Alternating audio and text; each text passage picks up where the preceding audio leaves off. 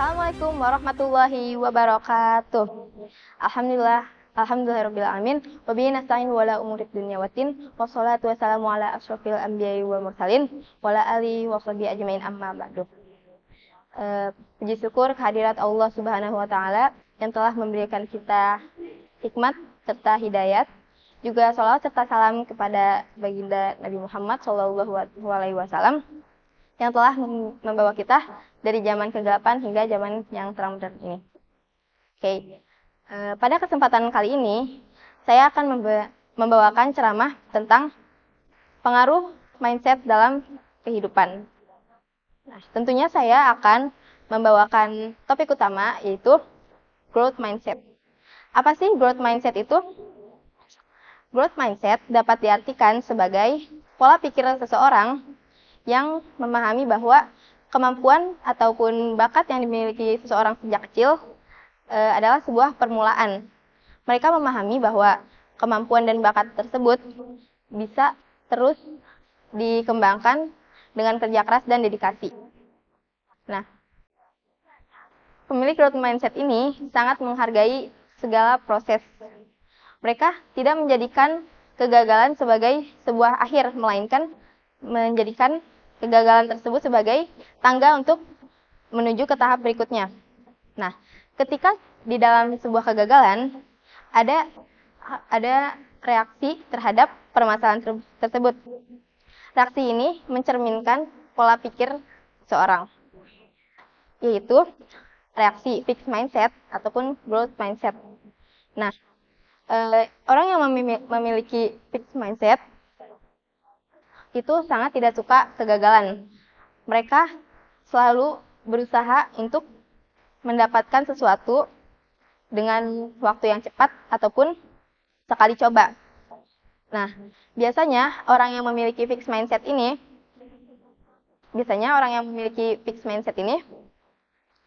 menganggap sebuah kegagalan itu adalah tanda ketidakmampuan. Namun, yang perlu kita ketahui adalah growth mindset ini ataupun pola pikir berkembang ini bukan bersifat genetik ataupun turun-temurun. Juga terdapat berbagai faktor dalam pembentukan pola pikir ini. Pola pikir ini dapat berubah secara ekstrim didasarkan peristiwa-peristiwa yang terjadi dalam kehidupan. Nah, apa sih pengaruh pola pikir ini dalam kehidupan dan apa manfaatnya?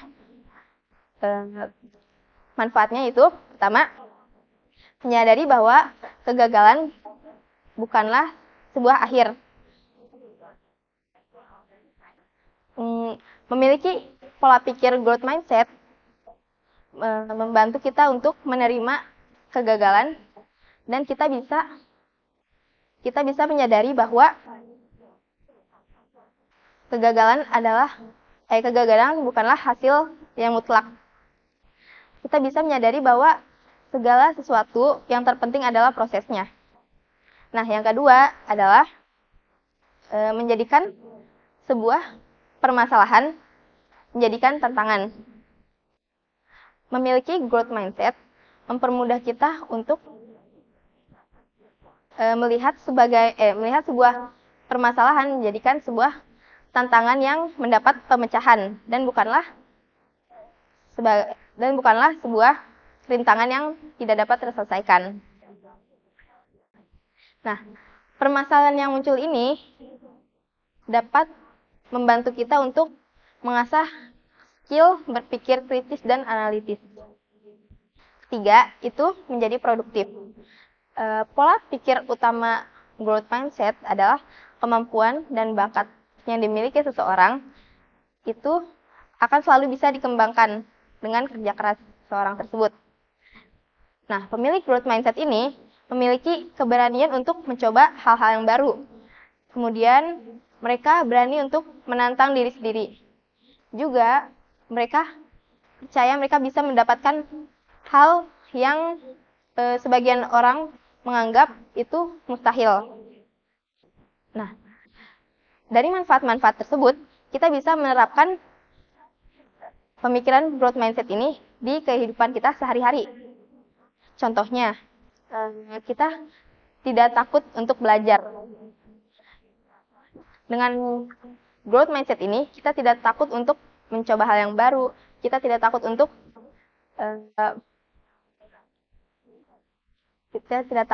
memperbaiki kesalahan yang sudah kita perbuat. Kedua, kita bisa menerapkan dengan berpikir bahwa kegagalan bukanlah akhir. Kita bisa berpikir bahwa jika kita gagal, itu adalah sebuah langkah sebelum kita menuju kesuksesan. Kita bisa membuat kegagalan itu menjadi tangga untuk kita bisa ke tahap yang lebih baik. Yang kemudian, yang ketiga, kita bisa menghargai kritik. Nah, pastinya banyak sekali kritik yang kita terima dalam kehidupan ini. Namun, dengan memiliki pola pikir growth mindset, kita bisa fokus pada kritik yang mendukung dan membuat kita berkembang saja. Dengan kritik-kritik tersebut, kita cukup menerimanya, kemudian kita membuat kritik tersebut sebagai pacuan kita untuk menjadi pribadi yang lebih baik. Nah, sebagai yang sudah saya bilang sebelumnya, pola pikir ini bukan bersifat genetik dan tidak turun-temurun. Nah, gimana sih cara kita untuk mendapatkan pola pikir growth mindset ini? Pola pikir growth mindset ini bisa kita dapatkan dengan 1. Pola bahasa.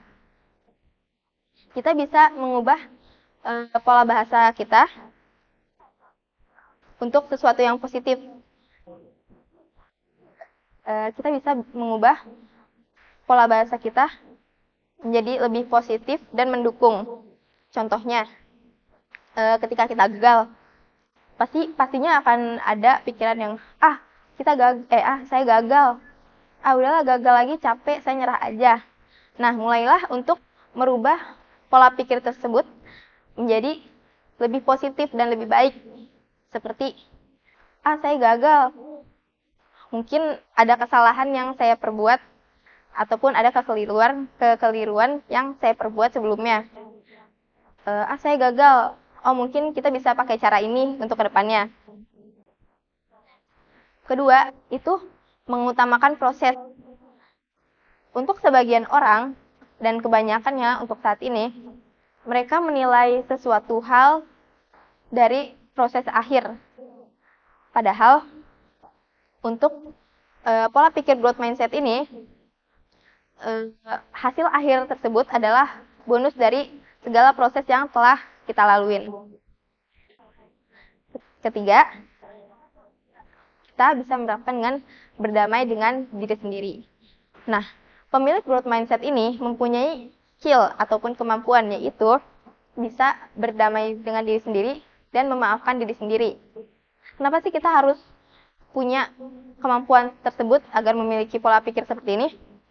Karena dengan growth mindset ini, kita menganggap aib ataupun kekurangan, kesalahan, kegagalan itu sebuah pacuan. Itu sebuah pacuan untuk kita.